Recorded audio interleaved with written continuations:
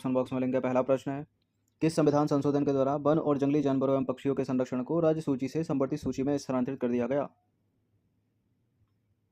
क्या है इसका उत्तर?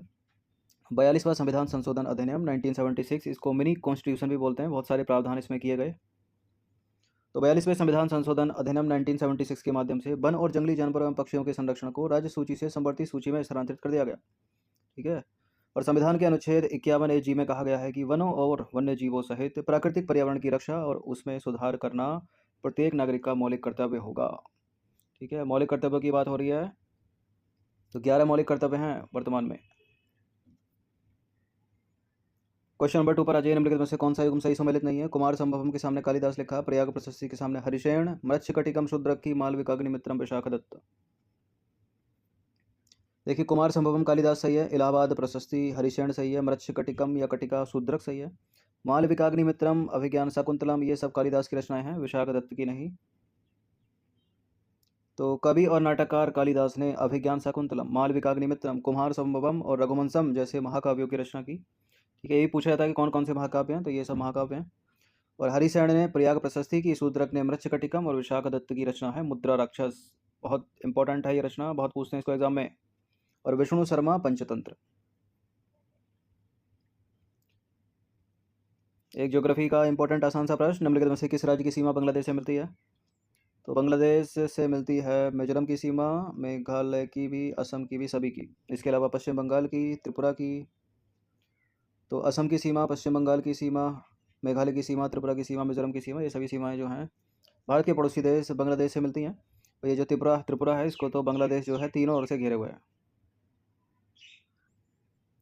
अब आ जाइए क्वेश्चन नंबर 4 पर। क्या कहता है क्वेश्चन नंबर 4, भारतीय संविधान की दूसरी अनुसूची में निम्नलिखित में से किस अधिकारी के वेतन भत्ते और परिलब्धियों का प्रावधान नहीं है?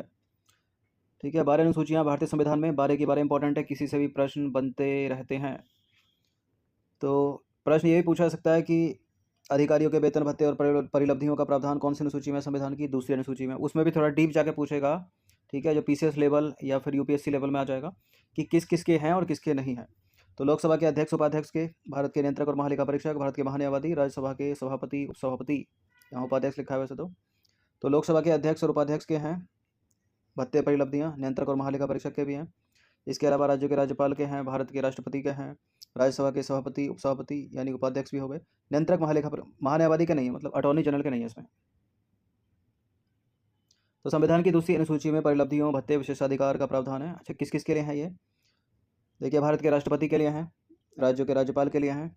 याद करने का क्रम भी यही सही रखिएगा। इसी को लोकसभा के अध्यक्ष उपाध्यक्ष हो गए, फिर राज्यसभा आती है, सभापति उपसभापति के हो गए। और राज्यों में विधानसभा के अध्यक्ष उपाध्यक्ष को ले लो, फिर जिनमें विधान परिषद है उनके अध्यक्ष उपाध्यक्ष को ले लो, सर्वोच्च न्यायालय के न्यायाधीश ले लो, उच्च न्यायालय के न्यायाधीश ले लो, और अंत में नियंत्रक और महालेखा परीक्षक। भारत के महान्यायवादी का प्रावधान जो है इसमें नहीं है। तो चौथा गलत ना विकल्प, तीसरा नहीं चौथा। पांचवा प्रश्न है, भारतीय संविधान की तीसरी अनुसूची निम्नलिखित में से किससे संबंधित है? तो दूसरी तो वेतन भत्तों से हो गई, तीसरी किससे संबंधित है? कुछ अधिनियमों और विनियमों का सत्यापन, ये 9वीं अनुसूची है। ठीक है, 9वीं अनुसूची, तो ये तो होगा नहीं। भाषा जो है 8वीं अनुसूची है, तो ये भी नहीं होगा। पंचायतों की शक्तियाँ अधिकार उत्तरदायित्व 11वीं अनुसूची है। शपथ या अभिकथन के रूप में, ठीक है, शपथ है, उसमें डी है इसका आंसर। तो भारतीय संविधान की तीसरी अनुसूची में शपथ या अभिकथन का प्रावधान है। अब इंपॉर्टेंट है थोड़ा डीप कि किस किस की शपथ है। ठीक है, तो संसद के सदस्यों की, केंद्रीय मंत्री की, सर्वोच्च न्यायालय के न्यायाधीश, उच्च न्यायालय के न्यायाधीश, राज्य विधायिका के सदस्य और भारत के नियंत्रक और महालेखा परीक्षक और राज्य के मंत्री। ये नियंत्रक और महालेखा परीक्षक दूसरी में भी है और तीसरी में भी, याद रखिएगा। अच्छा, तीसरी में राष्ट्रपति, उपराष्ट्रपति, राज्यपाल, राज्यों के राज्यपाल, इनका प्रावधान नहीं है। ठीक है, यूपीपीसीएस प्रश्न कर चुकी है 2-3 साल पहले कि किन किन की जो शपथ है वो तीसरी अनुसूची में है, तो वहाँ राष्ट्रपति दिया था, राष्ट्रपति उपराष्ट्रपति, जो कि गलत था, उससे पूरा एलिमिनेट भी हो रहा था प्रश्न। एक बार हम सभी अनुसूचियों को देखें संविधान की। तो पहली अनुसूची में क्या है? राज्य और केंद्र शासित प्रदेशों और उनके प्रदेशों का नाम है। दूसरी अनुसूची में क्या है?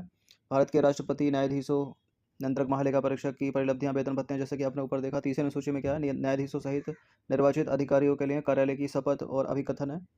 चौथी में क्या है? राज्यों की परिषद में सीटों के आवंटन से संबंधित प्रावधान है। 5वीं में क्या है? अनुसूचित क्षेत्रों और अनुसूचित जनजातियों का प्रशासन और नियंत्रण है। और छठी में क्या है? छठी के राज्यों के नाम याद रखिएगा, पूछ लेता है। असम, मेघालय, त्रिपुरा और मिजोरम। मणिपुर इसमें नहीं है, कभी कभी मणिपुर को डाल के जो है गलत करवा लेते हैं।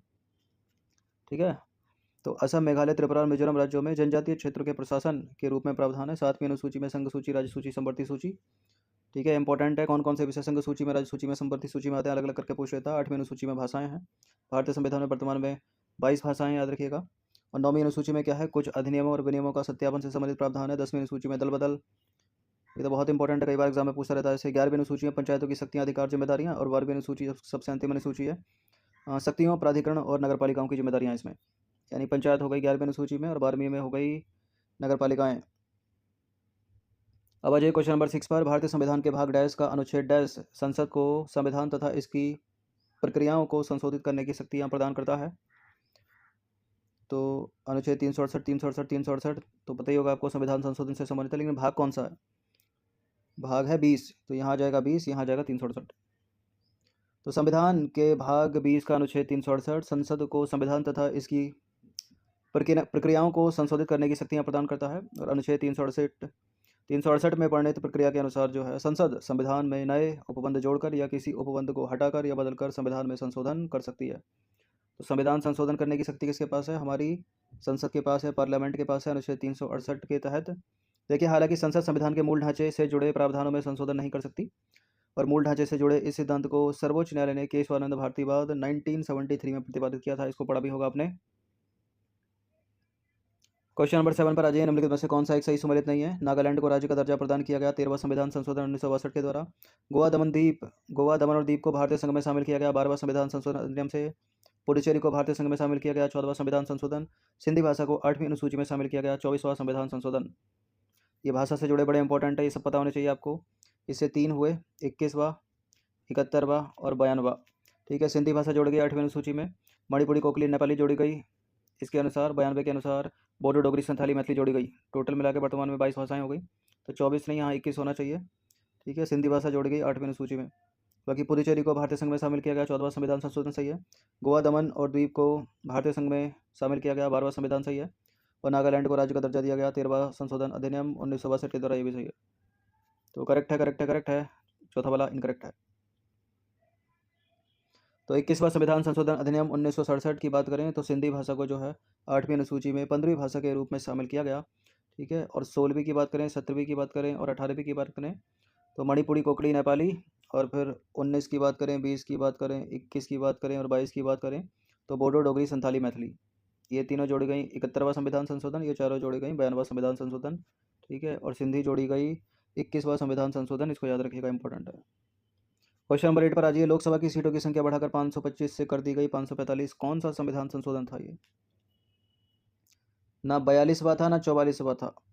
36 से तो सिक्किम राज्य को दर्जा दिया गया भारतीय राज्य का। 31वां संविधान संशोधन था ये, ए है इसका आंसर। तो 31वां संविधान संशोधन 1972 के द्वारा लोकसभा की सीटों की संख्या 525 से बढ़ाकर 545 कर दी गई। और 36वां संविधान संशोधन 1975 की बात करें तो सिक्किम को भारतीय संघ में पूर्ण राज्य का दर्जा मिला। क्वेश्चन नंबर 9 पर आ जाइए। किस संविधान संशोधन के द्वारा भूमि सुधार तथा न्यायिक समीक्षा से जुड़े अन्य कानूनों को 9वीं अनुसूची में स्थान दिया गया?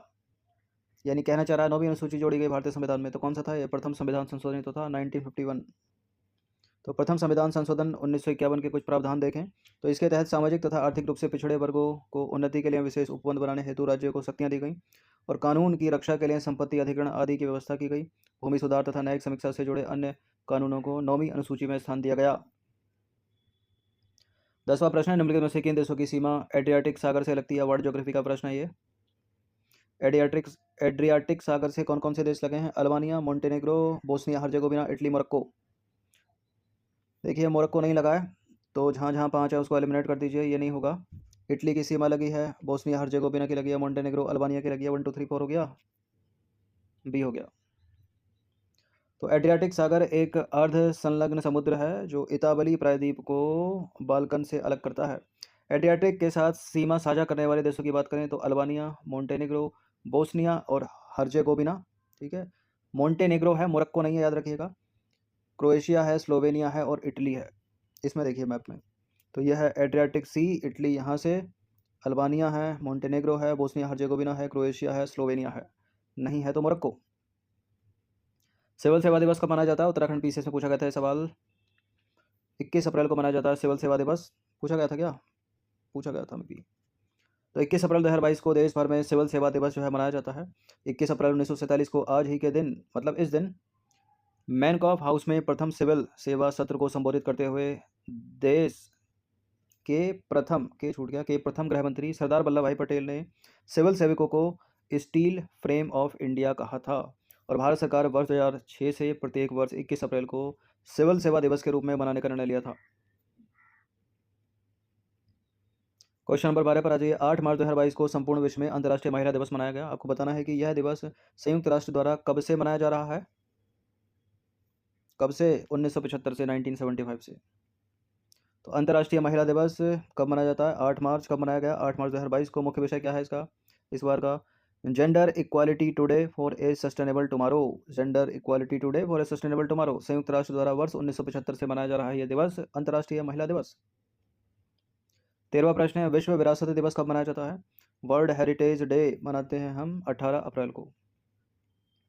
तो 18 अप्रैल 2022 को संपूर्ण विश्व में विश्व विरासत दिवस यानी वर्ल्ड हेरिटेज डे अथवा स्मारक एवं पुरा स्थलों के लिए अंतर्राष्ट्रीय दिवस जो है वो मनाया गया। और 2022 में इस दिवस की थीम क्या है? Heritage and climate.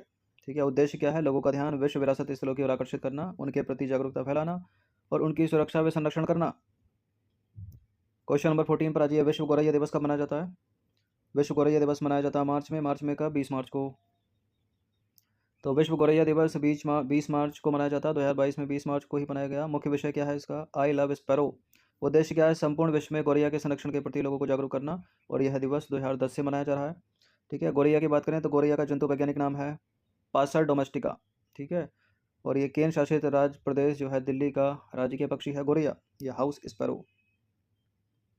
अब आ जाइए क्वेश्चन नंबर 15 पर। 15वां प्रश्न है, 7 अप्रैल 2022 को संपूर्ण विश्व में विश्व स्वास्थ्य दिवस मनाया गया। वर्ष 2022 में इस दिवस की थीम क्या है? वर्ल्ड हेल्थ डे 2022 की थीम क्या है? अवर प्लेनेट अवर हेल्थ, हमारा ग्रह हमारा स्वास्थ्य। तो 7 अप्रैल 2022 को संपूर्ण विश्व में विश्व स्वास्थ्य दिवस मनाया गया यानी वर्ल्ड हेल्थ डे मनाया गया। 2022 के लिए इसकी थीम है अवर प्लेनेट अवर हेल्थ। ठीक है। और 7 अप्रैल 1948 को WHO की स्थापना हुई थी, जिसके उपलक्ष्य में यह दिवस जो है मनाया जाता है। और WHO का मुख्यालय कहाँ पर है? स्विट्जरलैंड के जिनेवा में। इंपॉर्टेंट प्रश्न आ गया। क्वेश्चन नंबर 16 है, 2 फरवरी 2022 को संपूर्ण विश्व में विश्व आर्द्र भूमि दिवस मनाया गया। इस दिवस का विषय या थीम क्या है? वर्ल्ड वेटलैंड डे 2022 की थीम क्या है? लोगों और प्रकृति के लिए आर्द्र भूमि कार्यवाही। तो 2 फरवरी 2022 को संपूर्ण विश्व में मनाया गया वर्ल्ड वेटलैंड डे। मुख्य विषय थीम क्या है? लोगों और प्रकृति के लिए आर्द्र भूमि कार्यवाही। ठीक है। लोगों और प्रकृति के लिए कार्यवाही। ठीक है। आर्द्र भूमि कार्यवाही, wetland action for people and nature.